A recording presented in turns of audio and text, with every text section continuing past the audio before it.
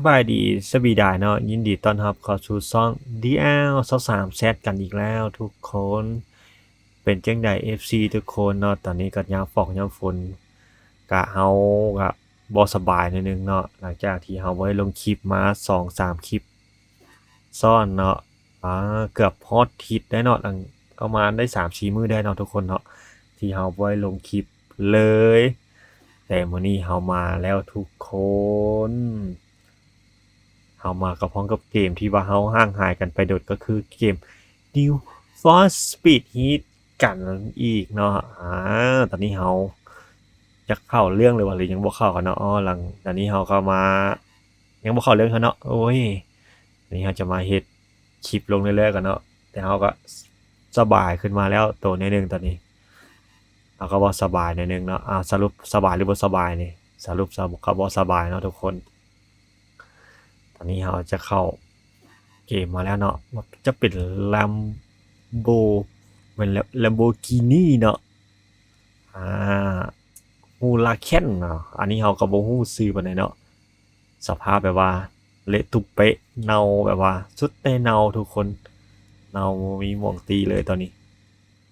แต่เรามาเบิ่งสภาพกันเนาะตอนนี้รถเราติดจากก่อนเนาะเบิ่งเนาะมีไฟออกปลายท่อเนาะทุกคนมันมีจากเขาก็ว่ารู้สึกว่าบ่อยากคักเนาะนี่เดี๋ยวเราไปจัดสภาพกันทุกคนอ่าขี่ไปแล้วเนาะ ก็ให้ฝากให้ทุกคนกดไลค์กดแชร์กด Subscribe ให้เรานะทุกคนเพื่อเป็นกำลังใจให้เราเฮ็ดคลิปต่อๆไปเนาะช่วงนี้รู้สึกว่า YouTube มันจะบ่ดันคลิปเราขึ้นเนาะเราพยายามกดติดตามกดกระดิ่งเนาะเพื่อให้มันแจ้งเตือนไปยังทุกคนเลยอ่าประมาณอีกถ้าจะแม่นเดือนหน้าเนาะเดี๋ยวเราพร้อมวันใดเราสิมาเป็นแบบว่าไลฟ์สดเลยโอเคบ่ทุกคนถ้าถ้าอยากให้ไลฟ์สดคลิปนี้ขอให้ผู้กดไลค์เนาะประมาณ10คนเดียว EP หน้าเขาจะมาไลฟ์สดเลยไลฟ์สดแบบว่าลิงเกมเลยเนาะแต่บ่รู้จะเกมอย่างใดเขาก็บ่รู้คือกันเนาะตอนนี้เราจะซอกทางออกก่อนออกทางไหนล่ะวิกายออกทางนี้อ๋อโอ้มันบักทุกคนมันบักเดี๋ยวตอนนี้เราจะไปซอกอ่านแต่งรถกันก่อนแต่งรถไปทางไหนเนาะเรารู้สึกว่าจากสะบัดนิดนึงเนาะจากแต่ว่าแฮงเนาะแฮงเกิดต้านดีบตอนนี้ไปแล้วทุกคนไปแล้วไปแล้วแล้วไปแล้วยังไม่หยุดยั้งเลยทุกคนตอนนี้โอ้ตัดโทษมันผมไม่ได้ตั้งใจครับโทษทีครับพี่โทษทีครับพี่โทษทีครับพี่ผมรู้สึกว่าขี่รถผ่านคนเมาแล้วทุกคนตอนนี้เอาก็บริเกมนี่ for speed เดินเนาะใครรู้สึกว่าอยากเข้ารถอยากนิดนึงช่วงนี้โอ้ยรถรู้สึกว่าจะโค้งแบบว่าโค้งแบบสะบัดเนาะ ตอนนี้เขาจะไปหาสร้างตุนโมดิฟายก่อนทุกคนเดี๋ยวตอนนี้เขาจะเบิ่งแบบโลเคชั่นก่อนเนาะแบบไปทางใด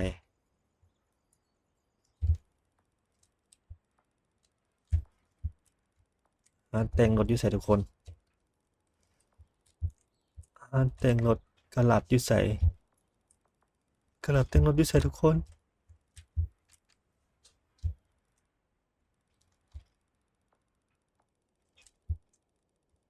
คนตัวนี้เขาซอกกระลัดแต่งรถก่อนเนาะ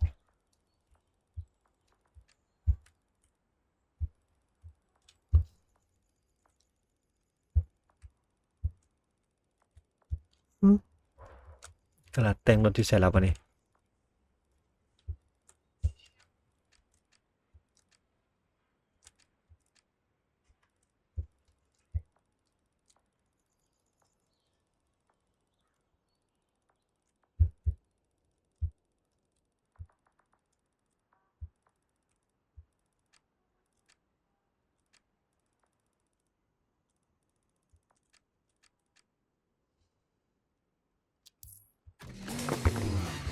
เขาเห็ดกระหลัดแล้วทุกคนสอสิเห็ดการหลัดสอสิเห็ดการหลัดอันนี้เราไปหาสร้างตุนมูนิฟายเนาะจะเปลี่ยนโสมรู้สึกว่ารถเขาจะเข้าขี้เมียงลายแต่งโสมให้เป็นแต่งโสมในเดมอนเปลี่ยนโซนเนาะเลยโมนิฟายมาตอนนี้ขับรถแบบว่าสนพระสนจั่วเลยขับรถไปเรื่อยๆก่อนเนาะโอ้จานโทษจาน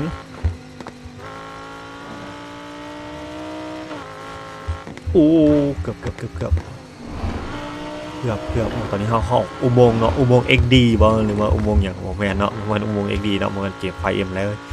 มันคนละเกมกันแล้วตอนนี้รู้สึกว่าสเกิร์ตหน้าสเกิร์ตหลังก็จะออกเนาะเบิ่งสภาพดีเนาะแต่มันขี่ไปเนาะดาดโอ้เดี๋ยวเขาจะไปแต่งแล้วเขาจะไปแข่งอยู่กันจาก1 สนามกันทุกคนได้อยู่132โอ้เบรกลองเบรกก็สุดยอดเลยจุดเตอร์ตอนนี้มาขี่เป็นคนแซกเนาะตอนนี้เราใกล้ฮอตกระหล่ำแล้วทุกคน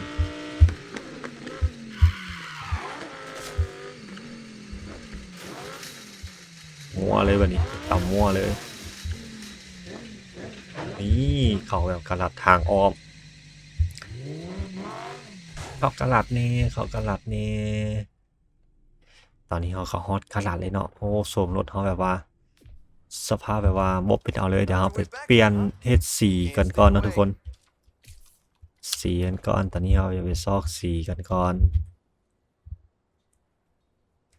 เดี๋ยวเปลี่ยนมาได้ทุกคนมันค้างพร้อมค้างมาแล้วทุกคนร้านดีๆร้านอิตาลีว่ะทุกคน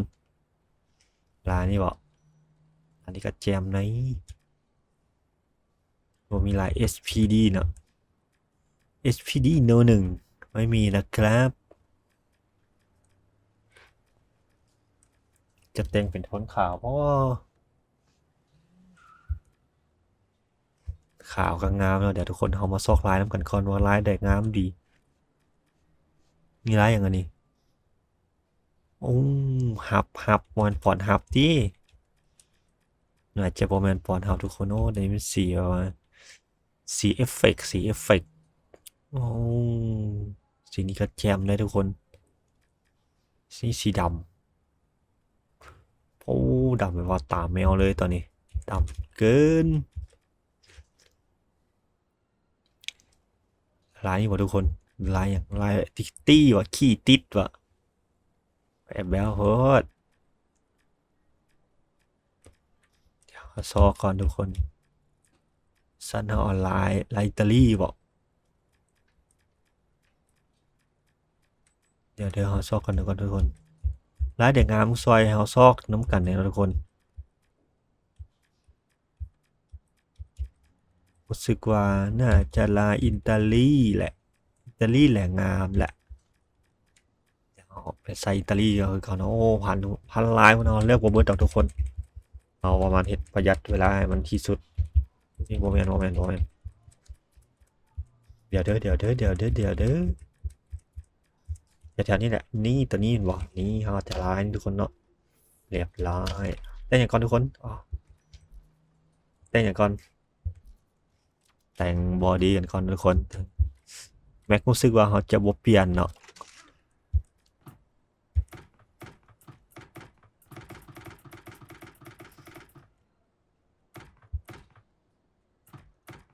อย่างเขาจะใส่ของสปีดฮันเตอร์ทุกคน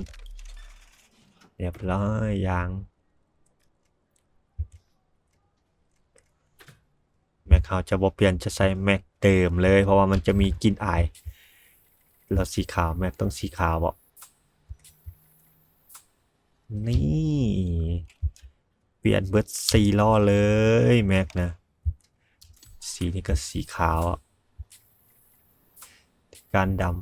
การเท้าดี นี่เปลี่ยนสีกุ่งเลยทุกคน นี่มันยังอ๋อนี่แม็กเนาะตัวที่สี่ดิมันหลอกไว้ อันนี้มันเบรกดีดจะใช้ร้ายใหญ่ดี1 2 3ร้ายตัวนี้เนาะน่าจะเข้าของแบรนด์สปีดฮันเตอร์ทุกคนที่เขาสายแล้วราคา700เนาะอันนี้ของที่เดิมเนาะของ Lamborghini เนาะของเดิมๆดีก็เนาะอันนี้เขาเปลี่ยนชุดหน้าแล้วออกมาก่อน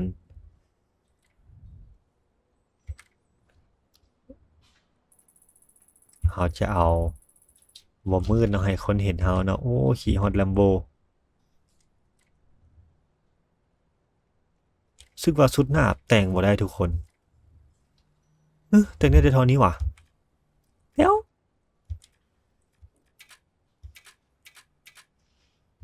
แต่งได้แต่เท่านี้ว่ะทุกคนน่าจะแต่งได้หลายกว่านี้เนาะเสียสื่อซองเขาเลยเนาะที่เอลซอสามแซดนี่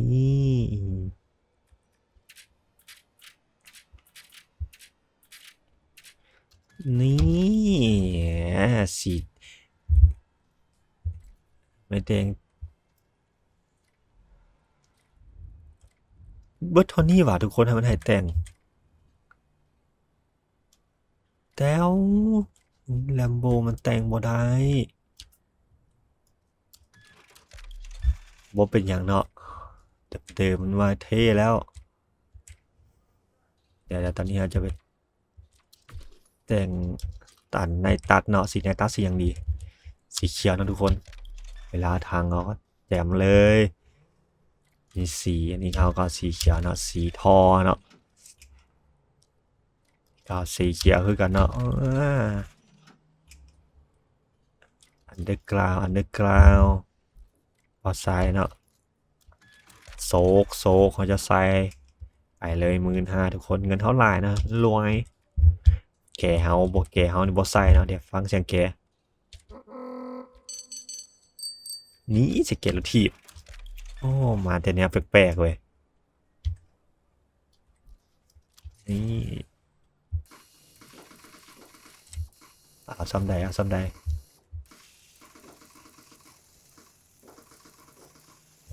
เดิมๆแล้วงามละทอ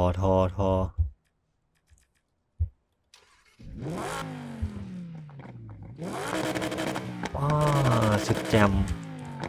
เอาละฟ้าเขียวโอเวอร์รันเอาประมาณ70-80%ทุกคนแล้วก็ปิดปีไว้อย่างว่าครึ่งหนึ่งสภาพแบบว่าแจ่มเลยนะทุกคนสำนี้เนาะอีกเดี๋ยวมาแต่งจักรตัวนี้อีกอย่างวะเราจะใส่เป็นของ Ultimate Part เลยทุกคนมันแห้งๆเลยเนาะ ECU ใส่ Ultimate Part เลยนี่มันคอยเนาะก็คืออย่างว่าคอยลิงก็คือหม้อน้ำไหมล่ะหม้อน้ำจะใส่ไปว่าจามโตแห้งสุดเลยเงินเขามันหลายนะไม่มีอยากทอหรอจะใส่อัตติ้งเมดพาเลยทุกคนนี่มีอย่างเทอร์โบเนาะเทอร์โบเขาจะใส่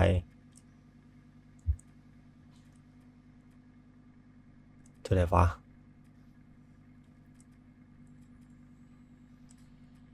33ตัวนี้35เทอร์โบชาร์เกอร์35ตัวไหนเอา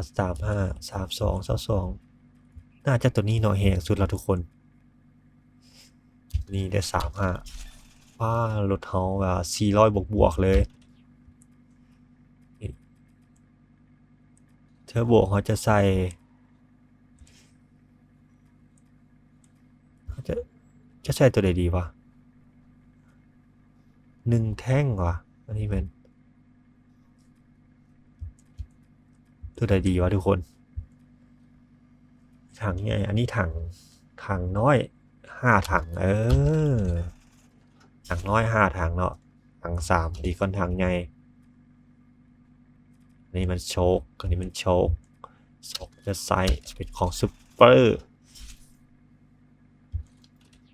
นี่เบรกเดือบดีๆเพราะฉันเอาปากแตกเป็นอย่างเนาะจะเป็นแดกอย่างก็แดกไทยเนาะทุกคนโอ้ยภาษาอังกฤษว่าเป็นเดี๋ยวคัดน่าจะตัวนี้เลยทุกคนอันนี้แมนจักเกียร์ดี8 เกียร์นะสปีดจำแต่ power ทุกคนว่าจำเฉยเดี๋ยวเขาไปซอกแต่ง power ใหม่ก่อน power ธรรมดาต้องเป็น10ได้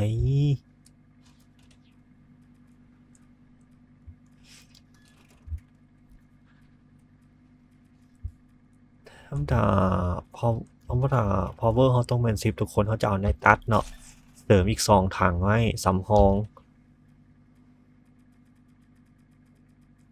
ตัวนี้เขาจะเอาตัวใดวะตัวนี้เนาะให้มันต่ำคนทุกคนให้มันต่ำนานแตกเดี๋ยวอันนี้รถเขาคือว่าจำวะ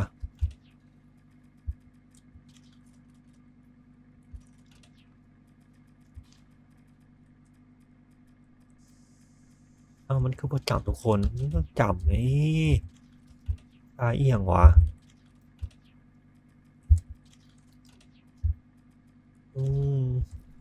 ตอนนี้เขาก็แต่งแล้วครับทุกคนลิ้นไปแข่งน้ำกันก่อนวุ่นเสียงฟังที่เสียงจะตายนะฟังเสียงเสียงอะไรวะลั่นเลยเดี๋ยวตอนนี้เอาเปิดอันก่อนนะทุกคนเดี๋ยวแป๊บนึงเขาเปิดรถเขาเสียงได้เท่าไหร่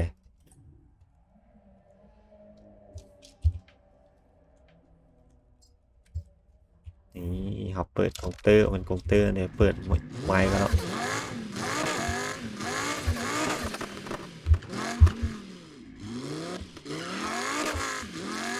เขาซอกสนามแข่งก่อนทุกคนสนามแข่งก่อนตอนนี้บอกนี่สนามนี้เลยเนาะเบื้องรถเขาเสียงได้ทุกคนเท่าไหร่กันทุกคนตอนนี้103แล้ว105เป็นทางสื่อทางตรงเลยรถบอ200เนาะเบรก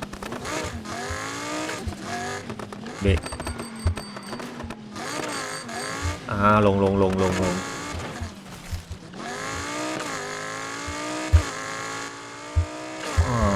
ว่าลิงกลางคืนมาจะสภาพแบบแจ่มเลยเดี๋ยวดินแล้วเขาจะมีก่อนตำรวจต้องกันไล่จับเขานี่นะ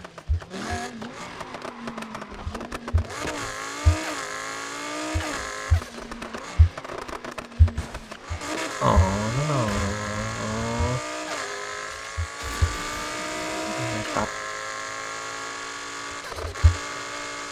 บตำรวจอยู่ข้างหน้าครับทุกคนฟังเสียงเลยว่า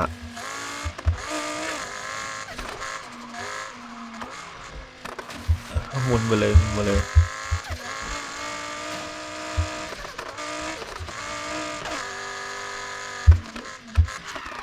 นี่ตอนนี้เราสนามแล้วโกตุขี้ไปเลยทุกคน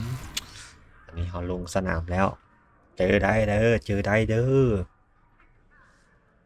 เมืองสหรถเขาแลมโบฮูลาแคนมาแล้วรถเขา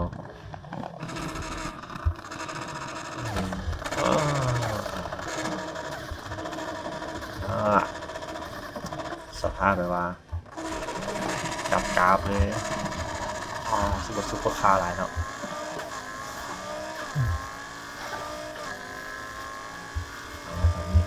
ตอนนี้เราได้ยูที7ต้องกันทุกคนที7ต่ำตอน นี้เขาอยู่ที่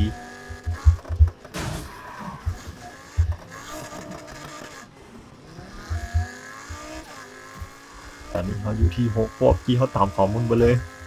โอ้จะเกินไปนะด็อกเตอร์ไทยทางนายตัดมาแล้วนายตัดแล้วตอนนี้เขาอยู่ที่5อาจจะเบิ่งอาทิตย์ตอนนี้ไอสัตว์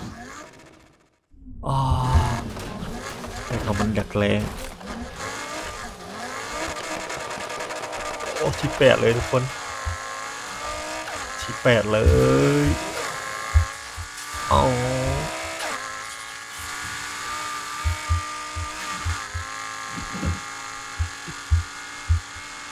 ที่8รถเขาเสียแล้วประเดี๋ยวได้ที่8เลยที่7มาแล้ว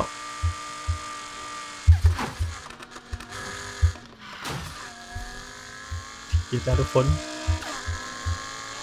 โอ้ตอนนี้เขาเจอทางในตัดก่อน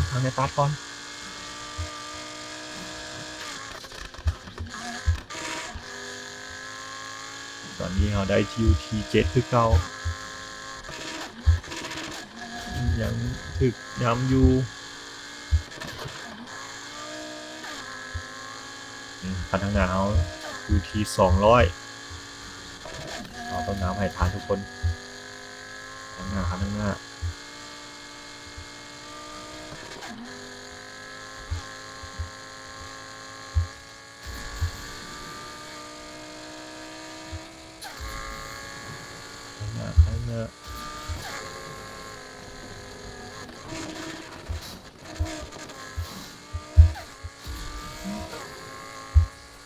อ๋อทางหน้าไปทลายแท้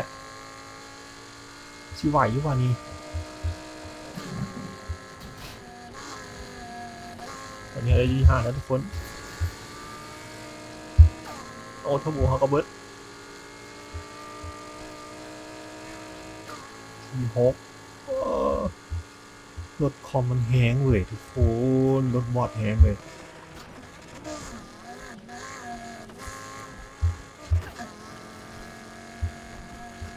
บ่ไหวแลมโบบ่ไหวพวกเขาน้ำหนาโหดแท้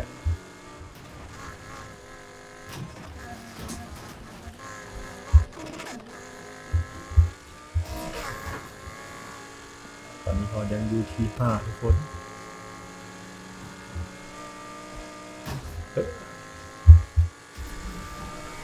ที่4แล้วทุกคน4แล้วเพิ่งว่าเขาสิทันมันบอ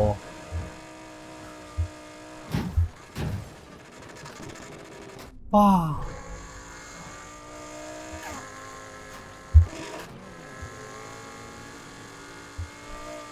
ที่4นี่เขาได้ 40% แล้วยังมอดอีกครึ่งทางอีกครึ่งนึงเอาเลยครับทุกคน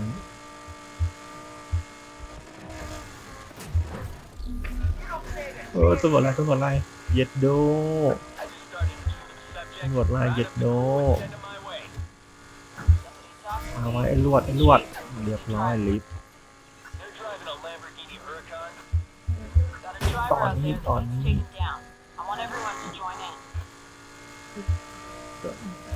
ที่3อยู่1,500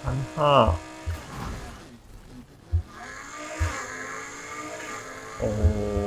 ชิบหายแล้วทุกคนชิบหายแล้วมาได้ที่4ตอนนี้เดี๋ยวแข่งโคตรมั่วเลยเขาจิตเอาพอทันบอป้า6แต่เขาจะแตกแล้วทุกคนเขาจะแตกแล้วรถมันจะแตกแล้วตำรวจก็เสือกไล่อีก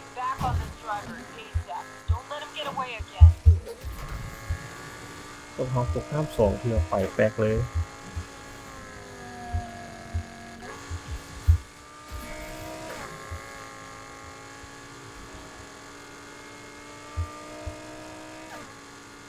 รถเขาชิมุนอีกแล้ว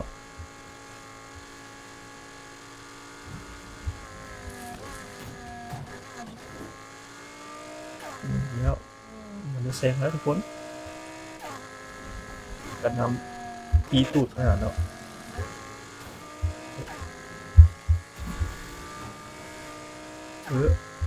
แสงเขามาถึงยังไง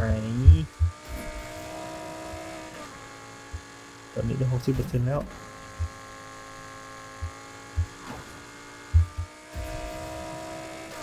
60%แล้วแข่งไป6นาทีแล้วทุกคน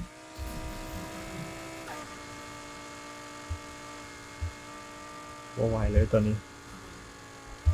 ว่าไหวเลยตอนนี้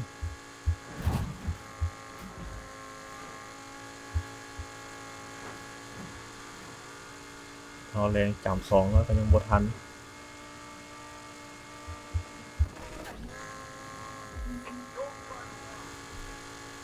เรียบร้อยลิ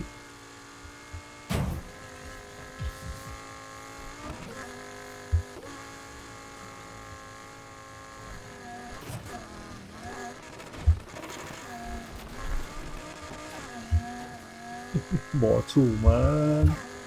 พร้อมคือโหดแต่ว่ามันคือโหดแต่ว่าทุกคนผมบ่ไหวอีหลีบ่ไหวเพื่อนเขาขับรถ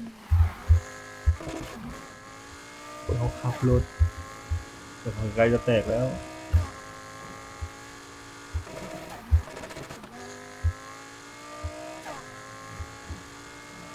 มาโคตรตำรวจเต็มเลย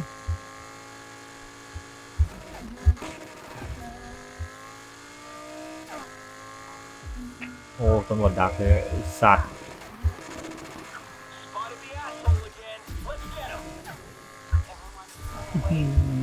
กรีบไปนอนนั่นนี่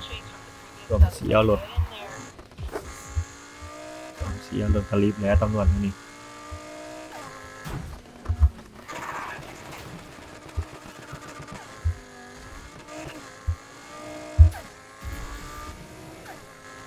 โอ้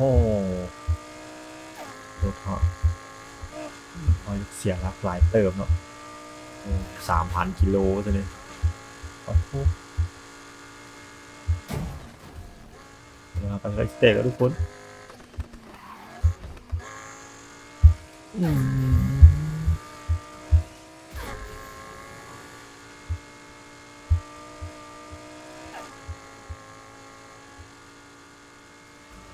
เหลืออีก10%เอาเส้นชัย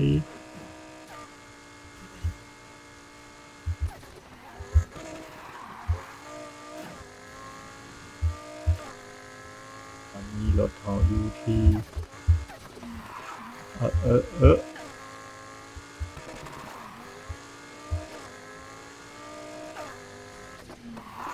โอ้โหสนามนี่ไก่ทุกคน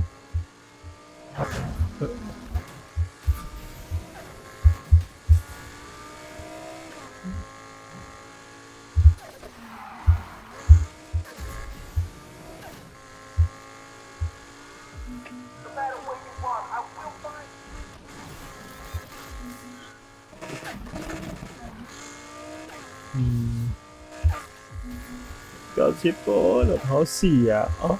ย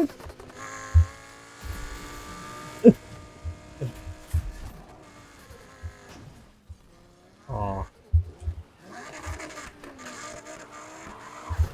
รถเขา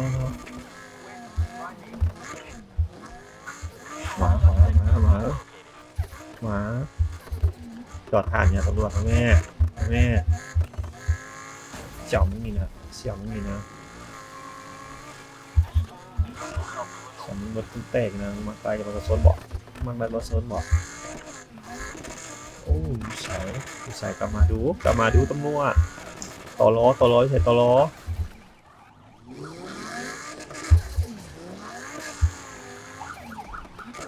ใส่ต่อล้อใส่ต่อล้อโอ้4,000ต่อล้อใส่ต่อล้อผ่านมาเลยต่อล้อ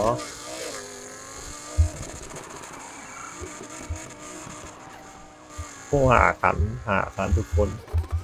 สัตว์เดี๋ยวตั้งตัวก่อน6,000มีให้หลายกว่านี้ก็เดี๋ยวใจเย็นนี่ยิสัยเสร็จตำรวจยิสัยวะเดี๋ยว2,000ทุกคน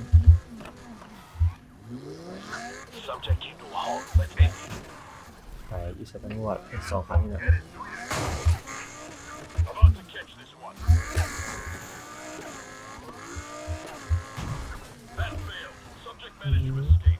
กูถึกจับก็สำนีต่อล้อเสร็จต่อล้อ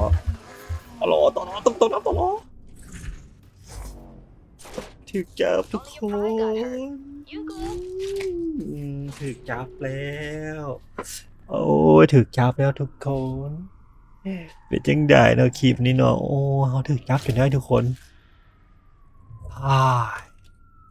ย้อนมารถเขาตกน้ำเป็นจังได้เนาะคลิปนี้เขาก็ฝากกดไลค์กดแชร์กด Subscribe ให้เราเนาะเพื่อเป็นกำลังใจให้เราเฮ็ดคลิปต่อๆไปเนาะขอบใจสำหรับ600 Subscribe เนาะทุกคนขอขอบใจทุกๆคนที่ติดตามเราที่สปอร์ตเราทุกๆคลิปเนาะขอขอบใจคลิปนี้ขอคำว่าสบายดีสวีดายบ๊ายบาย